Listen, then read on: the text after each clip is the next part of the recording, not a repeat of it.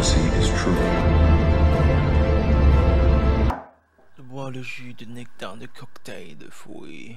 Bonjour, bonsoir à tous et toutes et bienvenue dans ce nouveau numéro de Jus de Ciné, l'émission qui parle de cinéma de façon plus ou moins rapide et agréable qui se consomme comme un jus de fruits. 10e numéro aujourd'hui, oh là là, c'est presque un événement. Nous allons donc aborder la deuxième moitié du mois de novembre 2020. Je suis accompagné de Marie pour cette émission. Bonsoir Marie. Bonsoir Julien. Comment vas-tu? Ça va bien, merci. Ça va bien. Bon, le week-end se termine, mais ça va. Oui, nous sommes le 6 décembre à l'heure où nous enregistrons ce 10e numéro. Sommaire assez rapide ma foi, donc les actus évidemment comme d'habitude. Une sortie de 2020 seulement avec Capone.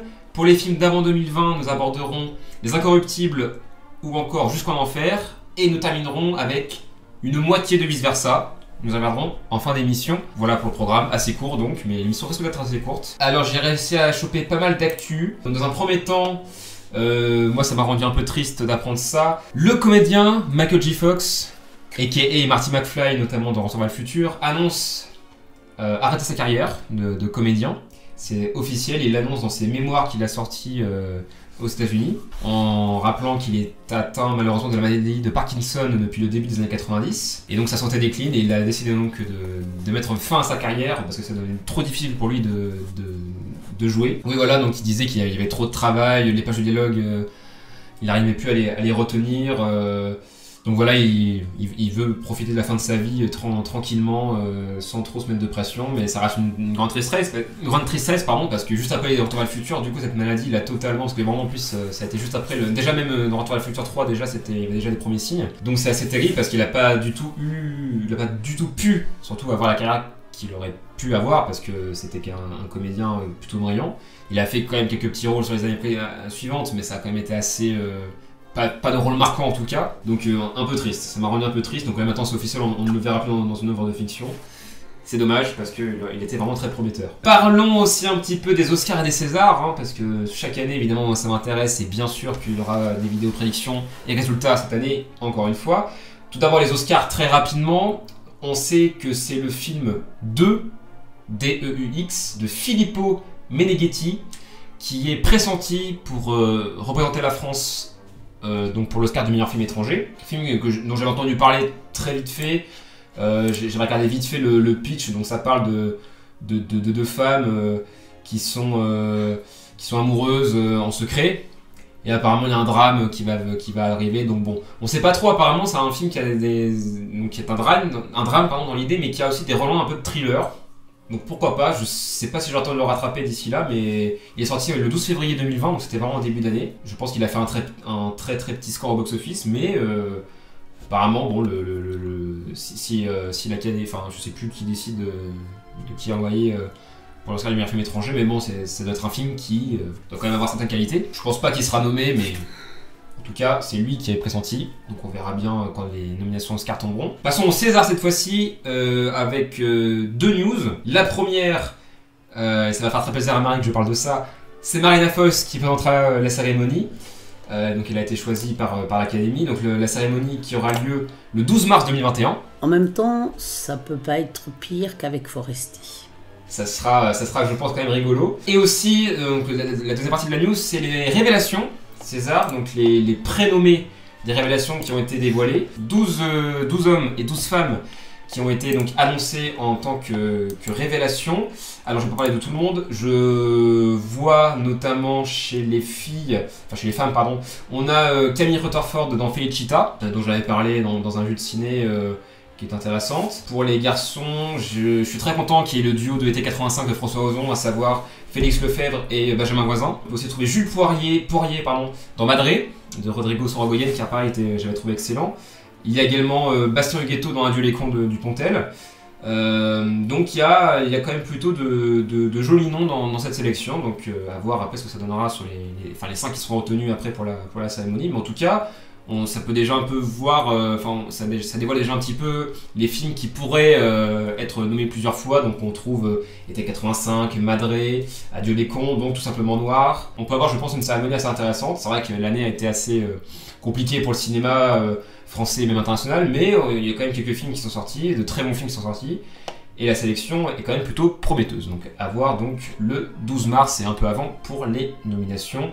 Évidemment qu'on en parlera. Une autre news qui est une excellente news, la réouverture des salles qui est prévue, on croise les doigts, pour le 15 décembre 2020. En sachant donc que logiquement ce qui est prévu, c'est que donc les séances devront se terminer obligatoirement à 21h très précise. Et les gens, étant donné qu'il y a un couvre-feu qui va être mis à partir de 21h, il y aura un système d'horodatage pour que les gens puissent rentrer chez eux. Et donc le ticket de cinéma fera office de dérogation. Ça veut dire que donc, selon la durée des films, les dernières séances auront lieu autour de 19h. 19h30 grand max pour les films très courts, mais sinon voilà, 18h30, 19h pour les dernières séances en journée. C'est mieux que rien du tout. C'est pas fou non plus, il n'y a toujours pas la séance de 20h, la fameuse séance de 20h où il y a plus de monde, mais c'est déjà mieux que rien. Après, à voir si la situation s'améliore, mais déjà, rentrer dans les salles envisagées pour très bientôt, c'est une excellente chose, ça fait très plaisir. Une news très rapide, j'en parle très vite parce que ça m'a beaucoup fait rire. Il y aurait un monolithe qui aurait été découvert dans un désert américain et qui aurait la même allure que celui de 2001 l'Odyssée de l'espace. Alors on ne sait pas si c'est une apparition mystique ou si c'est des gens qui ont fait un clin d'œil. Mais voilà, donc c'est une équipe de recherche qui l'a trouvé en plein désert. Voilà, l'hypothèse d'un artiste fan de Kubrick reste la plus probable, mais qui sait, peut-être que les aliens nous envoient un message, ça serait génial. Autre news très rapidement, j'en avais parlé dans l'émission précédente d'une rumeur que Johnny Depp serait remplacé par Mads Mikkelsen dans les Animaux Fantastiques 3. C'est confirmé, Mads Mikkelsen, donc on a vu dans Drunk récemment, l'acteur danois, remplacera Johnny Depp en Grindelwald dans les Animaux Fantastiques, encore une fois suite au procès qu'il a perdu face à Amber Heard, son ex-femme. Pourquoi pas, bon, l'acteur est bon, c'est pas le souci, après le changement de rôle, etc., est-ce qu'il va avoir le charisme, etc., nécessaire, ça reste très dommage qu'il vienne Johnny Depp pour si peu. On verra bien après les Animaux Fantastiques, vu la gueule du deuxième film, est-ce qu'ils vont réussir à nous réintéresser? À voir. Autre news, il m'en reste deux, je fais très vite. Je pouvais pas ne pas en parler. Évidemment, 27 novembre, sortie de la BO de Camelot, premier volet. Donc oui, la musique sort avant le film. C'est un peu bizarre, mais bon, le contexte rend tout bizarre. Donc évidemment composé par Alexandre Astier lui-même. Donc évidemment, je me suis pas spoilé, j'ai absolument pas envie de me spoiler la musique, je la découvrirai en voyant le film. J'ai juste écouté le tout premier extrait, je l'avoue, mais on l'entend un petit peu dans le teaser, donc c'est pas non plus un immense spoil. Et ça a l'air épique, ça a l'air extrêmement orchestral, etc. Donc ça fait rêver, ça donne très envie de voir le film, évidemment encore plus. En tout cas voilà, la BO est sortie, elle est sur toutes les plateformes, elle est disponible en physique, etc. N'hésitez pas à l'acheter, hein. D'ailleurs je pense l'acheter, même si je ne l'écouterai pas tout de suite, pour évidemment soutenir. Et la dernière news, c'est évidemment le comédien David Prowse, qui était sous l'armure de Dark Vador dans la trilogie originale de Star Wars, qui nous a quitté à 85 ans le 28 novembre dernier. Disons qu'on ne retient pas beaucoup parce que déjà c'est même pas sa voix en plus qu'on entend, parce qu'il a été redoublé derrière par James Earl Jones dans la version originale de... C'est ça, hein, il me semble, oui, dans la trilogie originale. Mais c'était lui, le comédien britannique assez imposant sous l'armure de Dark Vador. Donc ça reste quand même assez légendaire, et donc il nous a quitté le 28 novembre dernier.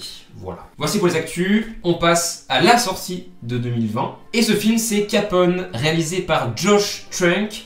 Josh Trank est un nom qui vous parle certainement, c'était le réalisateur de Chronicle, un de mes films préférés, mais également du film Les Fantastiques, les 4 Fantastiques version 2015, le remake qui a été un sacré parcours du combattant, ce film, hein, je vais pas revenir là-dessus.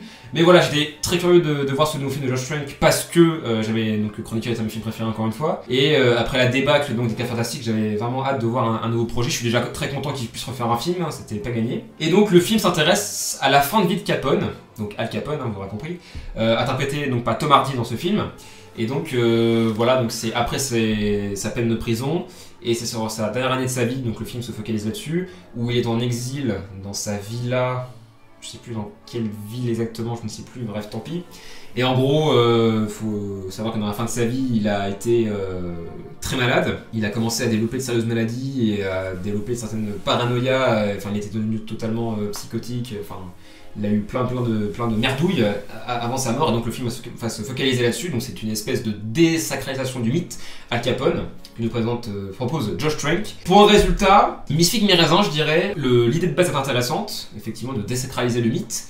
Il y a de très bonnes idées dans le film, ça évite le piège du biopic classique parce que le film va pas mal essayer de rentrer dans la psyché du personnage de Al Capone, interprété par un Tom Hardy qui est un peu en surjeu par moment, il en fait souvent trop, ça va pouvoir déstabiliser des gens je pense. C'est plutôt bien réalisé, ça joue bien sinon parmi les personnages secondaires, on peut retrouver notamment Linda Cardellini qu'on ne voit pas assez je trouve au cinéma, qui joue la femme de Capone. On peut retrouver aussi Kyle MacLachlan, donc l'acteur fétiche de David Lynch, qui joue son docteur. Parfois le film est un peu spare parce qu'il y a quelques sous-intrigues où notamment il y a une histoire qu'il a planqué de l'argent et que le FBI va essayer de le retrouver, sauf que Capone lui-même ne sait plus où il a planqué cet argent. Il y a beaucoup de prises de risque je dirais, parce que ça a parlé littéralement de caca, vraiment, c'est-à-dire que il va vraiment être au fond du trou, Capone, et c'est le cas de le dire. C'est un film qui va vraiment pas se gêner pour le ridiculiser, pour le tourner en ridicule. Donc voilà, c'est un résultat mi-figue mi-raisin, comme je disais, parce que le film, malgré tout, qu'il soit court, je trouve quand même qu'il y a des longueurs. Mais il y a des scènes qui sont vraiment bien foutues, notamment les scènes où on entre dans sa psyché, où on voit des scènes fantasmées, on voit des scènes rêvées. Il y a beaucoup d'inventivité dans la mise en scène. Le montage qui a été fait par Josh Trank lui-même a ses fulgurances, parfois c'est un petit peu surcuté à d'autres moments, c'est dommage. Plutôt intéressant, mais extrêmement imparfait, même bien plus qu'imparfait, il y a beaucoup de défauts. Le film a encore une fois été très mal reçu, il y a le film a très peu de succès, d'ailleurs il est sorti directement en DVD, VOD en France et je crois que c'était pareil aux États-Unis. Donc il n'a même pas sorti en salle, c'est dommage. Donc voilà, à voir si ça vous intéresse, si vous voulez voir la suite de la carrière de Josh Trank. Ça paraît encore plus compliqué qu'il peut se réaliser un film après ça. Moi je reste toujours très curieux de voir ce qu'il peut faire par la suite, mais c'est vrai que le genre du super-héros allait, je pense, beaucoup mieux. Voilà. On passe aux sorties d'avant 2020 et on commence avec, alors c'est extrêmement rigolo parce que donc, ce film là je l'ai vu la veille de Capone et ce film c'est Les Incorruptibles, réalisé par Brian De Palma avec Al Capone dedans, interprété par Robert De Niro. Donc Les Incorruptibles de Brian De Palma, est-ce que vraiment j'ai besoin d'expliquer le scénario, tout le monde le connaît je pense, avec notamment Kevin Costner aussi dans le rôle titre et Sean Connery, bien sûr. Je vais te laisser commencer Marie. Parce qu'on a vu le film ensemble, toi tu l'avais déjà vu avant. Que penses-tu des Incorruptibles de Brian De Palma ? C'est un de mes films de gangsters préférés. Bien sûr parce qu'il y a Sean Connery. Juste, est-ce que c'est vraiment un film de gangster ? Parce que finalement on est plus du côté de... c'est pas la police mais... Le FBI. Le FBI, c'est ça. C'était le FBI. Oui, c'est ça. Bah, si, ça reste quand même, parce que Capone, c'était quand même le plus grand gangster qui a existé. C'est presque un personnage secondaire, voire tertiaire dans le film, finalement, on le voit assez peu. Non. Parce que, alors bon, déjà pour le situer, donc dans la période, c'est des années 30, pendant la Prohibition. Oui. D'accord ? Ils ont été plusieurs à essayer d'enfermer Capone, d'arrêter Capone. Capone est à son apogée à ce moment-là. Absolument. Et personne n'y est arrivé. Donc, sans spoiler, c'est Elliot Ness, donc l'incorruptible. Pardon, j'ai mon ordi qui s'emballe, je sais pas pourquoi. Qui, en fait, va essayer de s'attaquer à Capone. Et donc, du coup, on suit pendant plusieurs mois toutes les manœuvres que peut mettre en route Elliot Ness pour faire tomber Capone. Comme ils n'ont pas réussi, qu'ils réussissent pas parce qu'en fait il y a tout un montage qui est bien expliqué au niveau du comptable et tout, parce que les sociétés sont pas à son nom au nom de sa femme, au nom des membres de sa famille. Enfin bref, donc comme ils ne peuvent pas l'avoir d'un point de vue juridique ou en tant que gangster, en fait, ils vont s'intéresser au côté financier de Capone. De Niro, bien sûr, est brillant comme d'habitude. Évidemment. Tout en démesure, mais pour ça que quand tu parlais tout à l'heure de Capone, qui a fini sa vie... donc complètement parano, psychotique.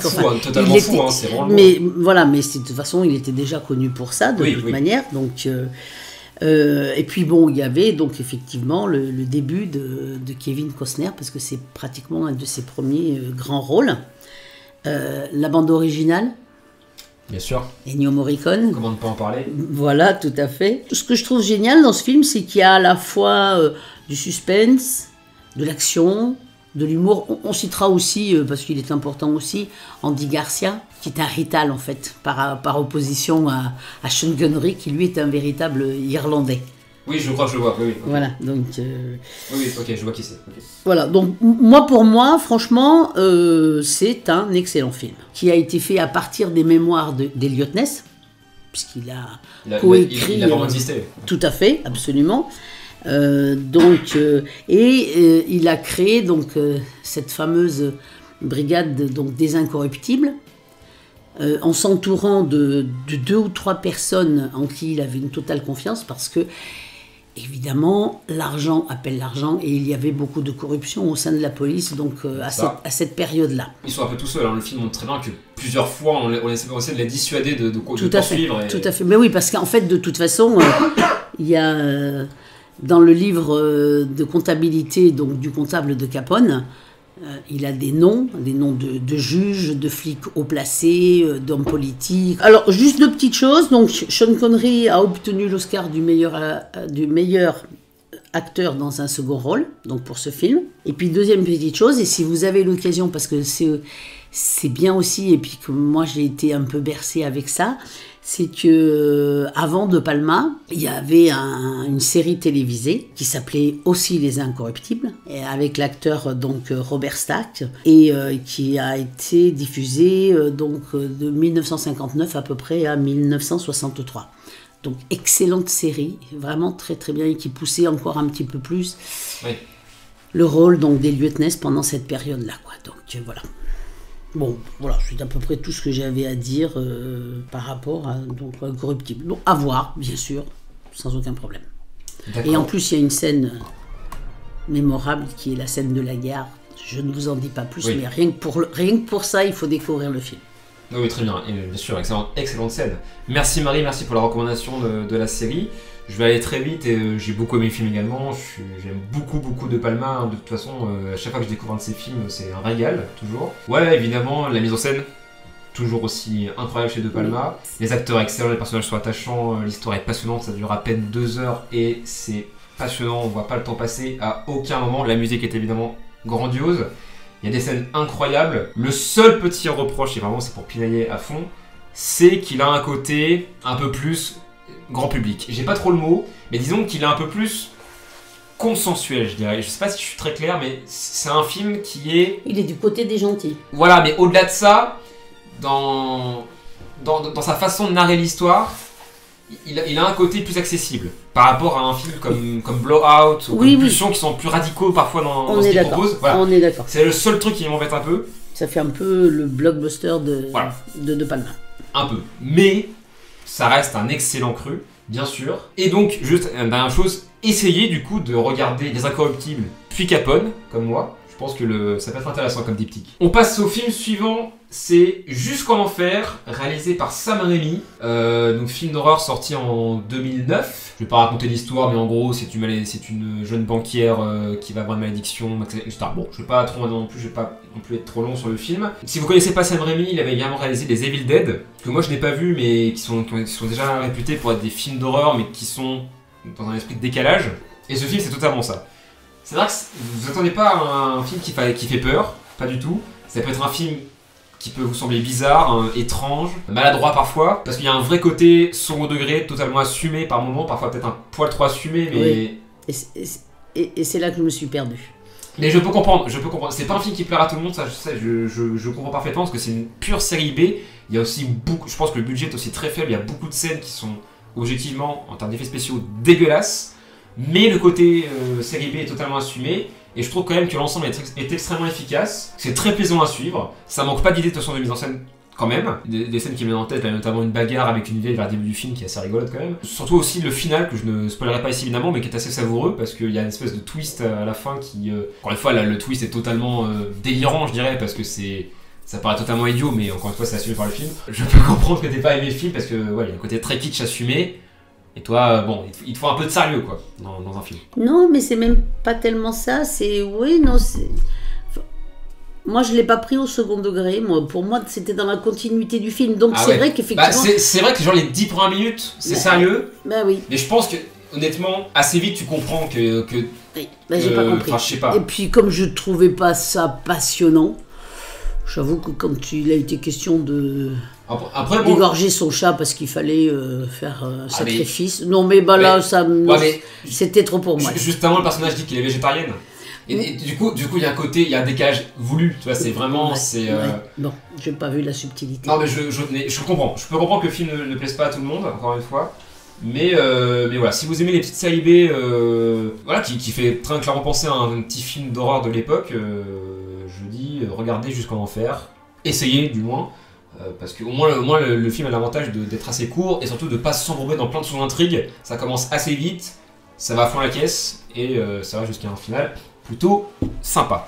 Voilà. Pour les sorties d'avant 2020, c'est terminé. On va terminer l'émission avec donc une moitié de Vice Versa. Donc Vice Versa, je le rappelle, on impose un film à l'autre plutôt. Oui. Donc la dernière fois, donc il y a deux émissions d'avant, donc on devait présenter un film qu'on avait adoré à l'autre, qu'il n'avait pas vu et qui datait d'avant 2010, c'est ça. Cette fois-ci, on a essayé de faire plus ou moins l'inverse, c'est-à-dire de prendre un film qu'on n'a pas aimé, qui avait au moins 5 de moyenne sur Sens Critique, et donc que l'autre le voit et trouve au moins 3 points positifs dessus. Donc pour cette émission, vous aurez juste mon côté, parce que Marie n'a pas le temps de voir le film que je lui ai imposé, enfin qu'elle a choisi entre guillemets aussi. Oui, mais enfin en même temps, faut dire que tu m'en as mis un aussi de 2h30, donc forcément, Ouais, c'est vrai. Moi ça va. je trouve du temps pour Moi le c'est voir. un film court, ça va. Ouais. Bon. Et donc ce film que j'ai dû voir, en vrai ça m'a fait bien plaisir, c'était Massacre à la tronçonneuse, réalisé par Toby Hooper, sorti en 1974, si je ne dis pas de bêtises, je vérifie très vite fait, c'est ça, qui est un classique du cinéma d'horreur, mais effectivement là aussi on peut y voir comme un des précurseurs du slasher. Oui, parce qu'après il y a eu plusieurs. Voilà. Mais donc, toujours cette idée un peu de tueur en série qui va tuer une bande de jeunes adultes totalement débiles et il va les égorger, enfin Les tronçonnés. Voilà, pour le coup, en l'occurrence, c'est tronçonné un à un. Et alors, bah merci, parce que j'ai adoré. J'ai trouvé le film absolument génial. Ce que j'ai trouvé assez fou déjà, alors encore une fois, c'est la mise en scène. Moi, je suis très très porté mise en scène et vraiment la mise en scène du film est Parce que juste c'est caméra d'épaule. dantesque. Bah, même pas tant que ça en vrai. Hein. Un petit peu. Quand même. En vrai, non. Non, curieusement, non. Alors, il y a beaucoup de travelling peut-être, mais c'est pas non plus un mode fun footage où ça se trouve dans tous les sens, machin. Franchement, la caméra est assez posée, même pour le coup, parfois. Il y a beaucoup de travelling, il y a beaucoup de jeux de contre-plongée, etc. Je trouve que la mise en scène est juste brillante. L'ambiance sonore est dingue, vraiment. Alors, je vous le dis tout de suite, c'est pas un film gore. Pas du tout. Le film peut avoir la réputation de l'être. Oui, mais c'est pourtant là que se situent essentiellement toutes les critiques. Ben non, mais c'est fou. C'est sanguinolence. Les gens ne l'ont pas vu. Rien. Parce que il y a du cannibalisme, il y a enfin c'est beaucoup plus suggéré que montré. Effectivement, par contre, c'est un film extrêmement glauque. Ça, par contre, ça totalement. Mais c'est pas un film gore. Qui est malsaine. Pas du tout. C'est malsain, mais ça, c'est totalement malsain. Mais justement, le film est très fort là-dessus, j'ai rien. C'est pas du tout, vraiment pas du tout gore. Vraiment, je vous jure, il y a très peu de sang. La majorité des événements horribles sont suggérés, vraiment. Par contre, oui, le film est malsain et glauque. C'est notamment appuyé par les acteurs, parce qu'il y a plusieurs méchants, entre guillemets, sans trop en dire. Et, oui, c'est de la famille. Voilà. Et surtout, l'ambiance sonore. L'ambiance sonore, si vous faites très attention, c'est un film qui a des ambiances sonores horribles. Parce que c'est beaucoup... C'est-à-dire que si tu as déjà le bruit original de la tronçonneuse, déjà, c'est pas terrible. Déjà, rien que ça. Surtout quand ça coupe des os. Il y a beaucoup d'effets sonores, je peux pas tous les expliquer là, mais il y a beaucoup d'effets sonores qui vont appuyer le fait que c'est... Parce qu'en plus ça se passe dans une espèce d'Amérique profonde avec des gens bizarres du coup et vraiment t'es pas bien. Moi vraiment j'étais pas bien pendant tout le film parce que tu te sens en grande insécurité mais vraiment c'est fou. Et surtout ce que j'ai oublié de dire c'est que la mise en scène du film a aussi un côté très faux documentaire où t'as vraiment l'impression que c'est réel tout ce que tu vois parce que l'image est volontairement un peu dégueulasse. Et du coup, ça donne un côté très viscéral et réaliste à ces images. Et du coup, ça fait encore plus flipper. On pourrait reprocher, encore une fois pour pinailler, que les acteurs, ça joue pas très très bien. Les personnages sont un peu débiles parce qu'ils se font avoir comme des bleus. Mais bordel, quelle mise en scène, quelle ambiance sonore, quelle maestria dans plein de choses. Et le film est absolument passionnant. De la première à la dernière seconde, je n'ai pas décroché de mon fauteuil. J'ai rarement été aussi happé par un film d'horreur. Vraiment, je vous le dis. Et en tout cas, et surtout de cette époque-là, moi j'ai trouvé ça formidable. Parce qu'en plus il y a vraiment beaucoup d'idées de mise en scène, hein. C'est pas juste un film où ça tranche des gens pour le plaisir, non, il y a beaucoup d'idées de mise en scène, c'est pas juste un petit film d'horreur basique à la con, il y a beaucoup de bonnes choses. Et vraiment, ce qui me vient à poser cette question, pourquoi tu ne l'as pas aimé, Marie?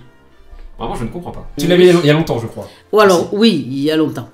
Enfin, d'après ce que j'ai pu en lire un petit peu sur les différentes critiques que j'ai regardées, là, c'est pour beaucoup, il semblerait que le film est très mal vieilli. Il peut y avoir quelques éléments vieillots, mais franchement, pour un film de cette époque-là, il y a des films d'horreur qui sont bien Après, bien plus vieillis. Hein. C'est vrai que toi, tu es surtout axé sur le côté mise en scène, le côté... C'est clairement le profond du film. Hein, voilà. Parce que sinon, autrement, j'allais dire, si tu enlèves ça, qu'est-ce qui reste ? Les personnages sont pas intéressants. Ils sont complètement, totalement débiles. Tu te dis, mais bon, voilà, quoi, Après, c'est le principe du slasher, c'est limite, t'as envie de les voir mourir, quoi. C'est tout ce concept-là. Après, il y a quand même une longue introduction avec les personnages, où certes, ils sont pas très développés, mais tu comprends un peu non, mais les relations. Je trouve que les scènes sont longues, parfois et en plus. Alors en plus, la nana qui passe la moitié du film à hurler, à gueuler, la poursuite dans les bois, ça ressemble à rien. Enfin, c'est tellement faux. Ouais, mais je trouve que c'est faux, oui. Voilà. Ah, je suis d'accord. Après, en même temps, tu serais dans cette situation, je pense que tu ferais pas la maline non plus. Oui, mais bon. Parce qu'ils sont totalement tarés, les mecs, hein, on se met d'accord. Mais en fait, si tu veux, moi, cette séquence-là, entre autres, t'es pas tellement assailli par la peur, hein, en fait. T'es surtout assailli par les maux de tête, quoi, parce que t'en as marre qu'elle gueule, quoi, et tu te dis à la limite, mais quand est-ce qu'il va l'achever, quoi. Peut-être que c'est voulu, mais encore une fois, il y a aussi du malaise, il y a aussi de l'inconfort aussi, le film provoque ça. Ouais. Qu'on puisse pas aimer ça, je comprends, mais moi j'ai trouvé ça formidable. Et aussi, un truc que j'ai oublié de noter, sans trop en dire, il y a un personnage handicapé parmi les oui, héros. Mais apparemment, il est traité à la même sauce que les autres. Voilà, mais c'est surtout que le film fait aucun cadeau là-dessus. Et ça, c'est génial. En 2020, je sais pas si ça passerait, mais ça, franchement, ça reste un petit plaisir. Parce qu'en plus, le personnage est le plus insupportable du groupe, alors que bon, c'est logiquement, on doit en faire le plus sympa, tu vois, pour avoir l'empathie pour lui, mais non, c'est tout le contraire, et ça justement, c'est super intelligent, parce que malgré tout, quand les personnages ont une écriture, même si certains vivent pas très longtemps, sans trop en dire, quand même. Alors, juste, je reprends un petit peu, parce que tu as dit, les images sont plus suggérées que réellement vues. Ah oui, oui. Il faut quand même pas ignorer que ce film a été interdit dans beaucoup de pays. À l'époque, oui, à l'époque c'était choquant. Voilà. Aujourd'hui, ça va. Aujourd'hui, aujourd'hui, ça va. On a déjà vu, enfin à l'époque, donc, que de plus en France, quand il est sorti, interdit au moins de 18 ans. Bon, déjà, ça limite pas mal les spectateurs. Oui, bien sûr. Et dans la plupart des pays, aux États-Unis, pareil. Enfin bon, bref, donc c'était et c'est ce qu'on a longtemps en fait reproché au film, c'est qu'à la limite c'était son côté sanguin, sans grande utilité. Ça n'apporte pas grand chose en fait. Il y a tellement de films où c'est vrai, mais là je trouve que c'est entièrement faux. Encore une fois, il y a très peu de sang dans le film, et c'est pas juste un film d'horreur à la con. Il y a tellement d'idées dans ce film, de sorte que la scène d'intro déjà qui est absolument brillante, la fin aussi qui est brillante, il y a tellement de scènes incroyables. Après de toute façon, bon, j'ai pas aimé. Oui. Et c'est aussi le principe du vice-versa. Hein. Et dans la critique donc, que j'avais un peu relevée dans les différentes choses, donc il disait carrément, à moins que vous ayez du temps à perdre, donc évitez, et à la limite, voyez-le.